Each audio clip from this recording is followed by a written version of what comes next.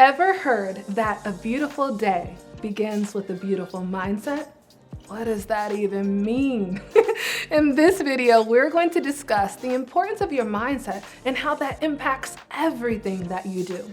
We'll also talk about how to engineer your mindset so that you're set up for success and happiness.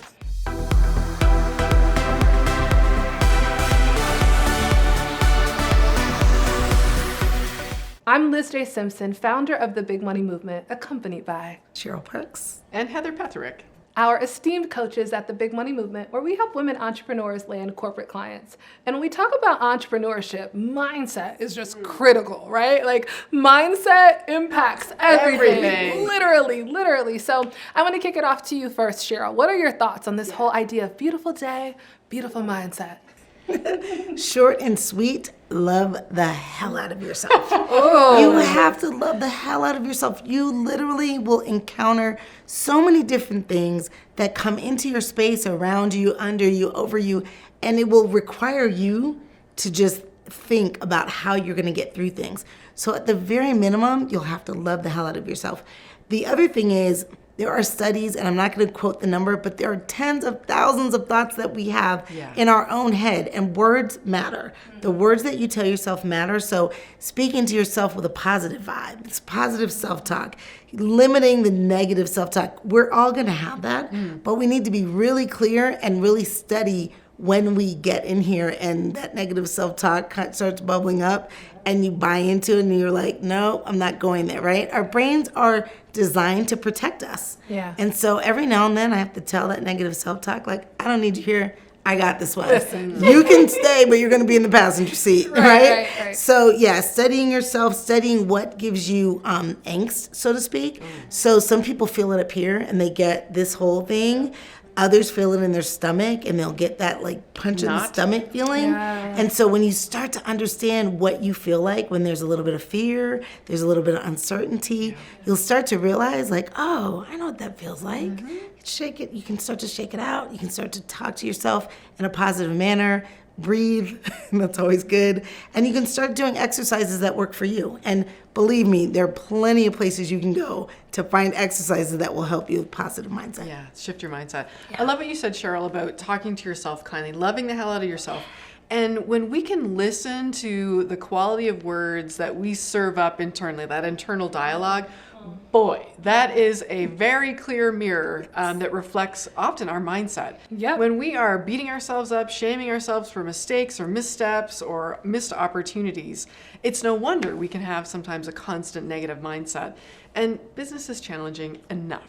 Right. So let's do ourselves a favor. This is one thing that we can control, is having a positive mindset, and it starts with beautiful self-talk. So true. One of the tips I wanted to share today was one of the ways that I learned to audit my own self-talk was understanding that so often I was asking myself the wrong question. I was asking myself, is this going to work? Is this a good idea? Will I be successful? And honestly, sometimes I didn't want to know the answer. Right. But a great way to reframe it was, how can I make this successful? How can this work? Another way, oftentimes as women business owners, we have so much to do, right? Our calendar is chock-a-block full. And we can start to feel overwhelmed. And sometimes when we feel overwhelmed, even the business activities that typically give us joy can start to feel like a burden. And how oftentimes when you come, with your cup of coffee in hand to your calendar and you're checking in for the day in front of your computer and you look at the slate of appointments that you have, sometimes you'll say, oh, look at how much I have to do today, right? And the nature of just that judgment or assessment on your day, how much I have to do today. I have to, as if I'm a slave to my business. Right. When I catch myself saying, look what I have to do today, I have trained myself to learn, stop in that moment, reframe. Instead of saying, what do I have to do today? I remind myself, no, look at what I get to do today. And that, to me, that just sinks into my heart and changes all of the synapses and chemicals running through my brain. And I'm shifted, instead of dread and overwhelm, into delight and celebration from what I've created. It's just a simple tip, but sometimes the simplest changes in our self-talk make all the difference in our mindset.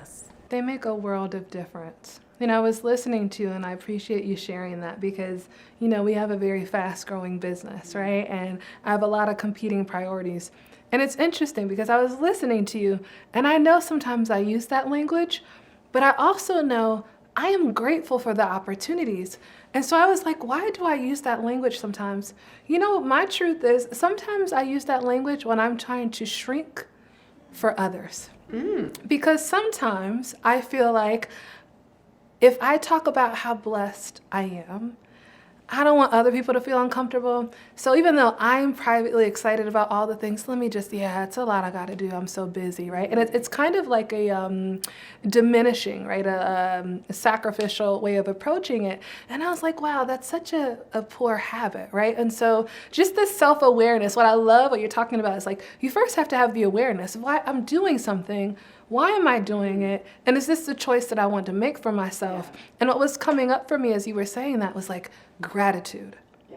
It's just like there's a saying, and I don't know who to give credit to, but it's like light and dark cannot exist in the same space. Right. So when you choose light, when you choose gratitude, it just fills your body up with light, and that's what you focus. It does. Yeah. And so if we're talking about how a beautiful day begins with a beautiful mindset, it's like, waking up in the morning and being grateful, like being grateful for what is. And I love that you talked about questions because questions steer focus. And one of my favorite questions to ask, and I learned this from Nirka, I went on a spiritual retreat, and it was just one nugget that has been a gift for me for years. And it's how can I be even more aware of the infinite opportunities available to me right now? Right. And when I start my day, it's like, I'm grateful for what is, and then how can I even be more aware of the other opportunities available to me right now? Oh, that's so good. I'm going to borrow that. That's an eye-opener. That Thank really you. is. Yes, it was written on my mirror with red lipstick for years, Oh. right? And it just became like life is abundant. And there are opportunities around me right now. And there are probably some in my face, but how can I become more aware of them, right? And so that was something that lifted the veil for me. And then Sarah Jakes Roberts, who I adore. I love listening to her messages. She's just like a powerhouse. And I'll never forget one of her messages where she said, I only have room for belief. And when you face the world each day and you say, I'm grateful for what is, and I also am aware there's infinite opportunities, and I've only got room for belief in every single one of them, right? It's like, I don't have room for any of that. And I believe that we have choice. We get to choose light, we get to choose dark. And sometimes there's a debate over, life is not all butterflies and rainbows. It's like, it's not. But I also don't have to choose. That's the point. I don't have to choose to stay in the darkness, right? Yeah. Winston Churchill says if you're going through hell, keep going. Keep going. Don't set up camp. Right? Like, keep going. So I just think that the beautiful day begins with a beautiful mindset because we can always negate or dispute or debate the realities of life, but you get to choose what the path is, and that's all mindset. Yes. Yeah. This reminds me of, in particular, one of our clients in the big money movement because, when she came into the big money movement, the question for us, look, so we have women who apply for the big money movement, and we only approve 30% of those applications. And we do that out of ethics and integrity because before someone makes an investment in our program, we need to only have room for belief. Right. Yes. That we can get them to their desired goal. So if we're not sure like who your buyer is or your transformation, we're not going to sign you up for this journey, right? And so we only accept 30% of the women who apply. So we knew this client, we had room for belief. That's all we had. We knew that on paper, there were strategies and tactics to get her to where she wanted to be. The variable that we didn't know when she came into the program was what was her level of mindset when she came in. You want to talk about that? Like this journey. Yeah, it's so important that you say that, this distinction, that on paper, all the foundational elements were there for this client, right? Yeah. The strategy, the experience, the knowledge of her expertise. But the intangible was, how is she showing up in conversations? How is she showing up? How coachable is she? And what is the nature of her predominant mindset? Right. And unfortunately, what we found early on in her experience in the big money movement was it was pretty negative, right? There had been a lot of frustration, a lot of disappointment earlier on in her career. And she was bringing that into this experience. Right. And it was holding her back. 100%. Despite the best strategies, the best advice and tools that we were providing for her, she was seeing it all through a lens of why is this isn't going to work. I've tried this before, a version of it, and it was negative, negative, negative. And I remember it was on a coaching call that in a very loving way, we had talked earlier that this was no longer serving her. And we had to find a way as a coaching team to bring the awareness to her that she was carrying this negative mindset baggage and it was keeping her stuck. Yes. And as her coaches, in highest service to her and her vision of where she wanted to go, we needed to call her on that. Yeah. You want to share what we did? Yeah, it was, I think we were all impacted, including the client, definitely. We were emotional. Can we underscore that? We were emotionally impacted by how she was showing up. Yes. Okay, go ahead. Because it's, as you mentioned, we start with belief. So we know, right? How we see you may not be how you see you. Yes. And we're going to hold space for you until you walk through that door, because we don't always know what the belief pattern is when you enter, right? So on the call, there was just a typical question asked, but we kind of understood that there might be some self-limiting beliefs. And I believe that one of the coaches, which I will not say which one, kind of went in and opened the door and started really talking about what the belief pattern was and why you were thinking this and where it came from and what are some of the ways that we could actually shift and change. And then candidly, it was a full-on, we understand who you are already. You may not see it, but we understand it because you've been this person. And so you've just got this little bit of, holding you back. And I have to say, she walked through that door and she has not turned back. Yeah. She turned a corner. And I want to illuminate something that was a part of our process in addressing this. Because first of all, there was, when I say it emotionally impacted us, there was such, when you talk about handle a package with care, it was this is a ticking bomb. And either we are going to be able to diffuse this bomb with loving care and intention, or we are going to be the trigger. We're going to ignite it. Exactly. And so we had to make an intentional choice. Of course we want to diffuse this. So how do we handle this with care? How do we approach it? And what was interesting that I want to give us credit for how we approached it is we focused on facts. Yes. So speaking of mindset, we said, we have done this, we've said this, we've done this, we've said this, right? Based off of these facts, your choice has been A. We wonder why choice B, C, and D weren't on the table. And if those are not choices you're willing to make, we don't know how much more we can provide.